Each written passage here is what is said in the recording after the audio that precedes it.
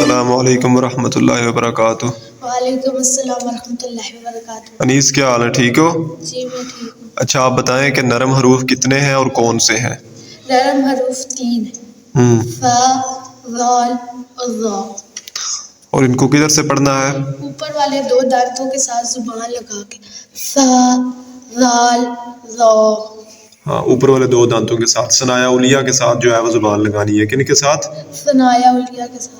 ہاں، اور سیٹی والے حروف کون سے ہیں؟ 3، کون کون سے؟ صاد، سین، زا۔ ہاں، ان کو کیسے پڑھنا ہے؟ ان کو جب ہم لوگ پڑھیں گے تو دونوں اوپر والے اور نیچے والے دانتوں کے درمیان میں جب زبان کی نوک آئے گی تب یہ پڑھنے ہاں، ہوں گے۔ زبان کو ساتھ نہیں لگانا بلکہ زبان کی نوک ان کے درمیان میں آ جائے گی، تو پھر ان کو پڑھیں گے کیسے؟ صاد، سین، زا۔ زا۔